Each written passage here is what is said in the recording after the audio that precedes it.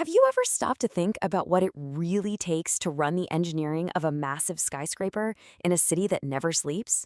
Well, today we're going to pull back the curtain on a top-tier, completely anonymous engineering executive. Let's find out what makes a leader like this so effective.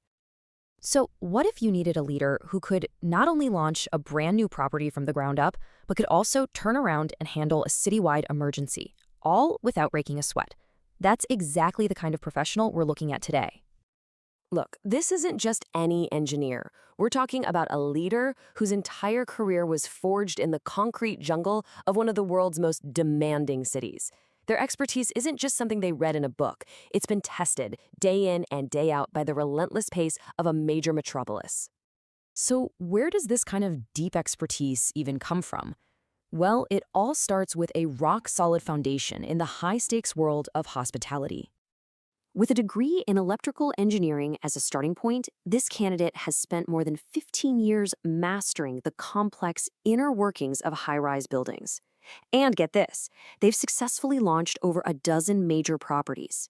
They take them from just a blueprint to a fully operational, bustling hub in one of the toughest markets on the entire planet. But, experience is just one piece of the puzzle. Let's really dig into the raw technical skill that sets this leader apart. Because it's one thing to manage, it's a whole other thing to truly understand the mechanics from the inside out. This isn't just some manager sitting in an office, okay?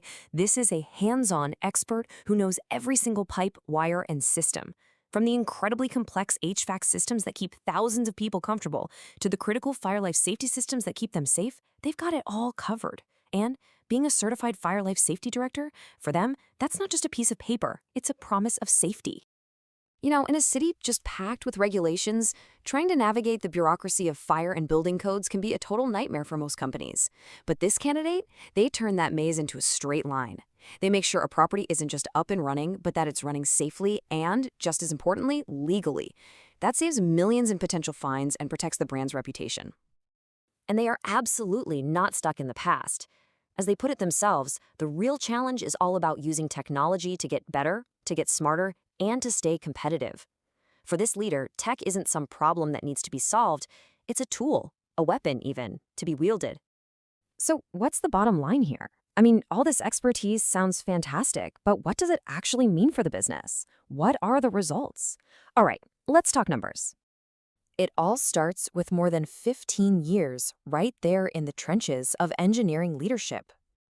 You can add to that the successful ground-up launch of over 12 major high-rise buildings. And the result of all that expertise, a massive 20% cut in energy costs, achieved through pure innovation. Okay, so how did they pull off that incredible 20% savings? Honestly, it's genius in its simplicity. They connected the building's main control system to motion sensors in every single room. So, if a room's empty, the climate control dials back automatically. Guests don't notice a thing, but the impact on the energy bill is huge. That's not just smart engineering, that's brilliant business. But a great leader is always more than just a technician, right? The technical and financial side is covered, so let's take a look at how they actually build and lead their teams. Their philosophy is really simple and really effective. You empower your own team for all the day-to-day work, which builds their skills, but you also have the absolute best specialists on speed dial for the real emergencies. It saves money, it develops your people internally, and it makes sure you are ready for absolutely anything. We're talking about someone who's led diverse teams of over 35 people, from union crews to non-union staff, and their approach is always the same. You start the day together with a huddle, you communicate openly, and you create a culture where people actually want to show up and improve. It's all about respect and motivation, not just barking orders. So we've got the skills, we've got the experience, we've got the leadership, but what happens when disaster strikes? The true test of a leader is how they act under pressure. Let's look at a moment that truly defines this candidate. Picture this. A few years ago, a massive construction crane collapses right next to their building. Total chaos, right? Well, this leader was there. They didn't panic. They acted. Step 1, immediately assess the damage. Step 2, secure over 600 guests, moving them to a safe zone. Step 3, get in contact with the fire department and keep everyone in the building informed and calm. And step 4, coordinate the evacuation not just of their own building, but also help a neighboring building with 2,000 residents. That is not just management. That is true leadership under fire. So, when you put it all together, what have we really seen today? A technical master, a financially savvy operator, an expert builder of teams, and, when it mattered most, a calm and decisive leader in a crisis.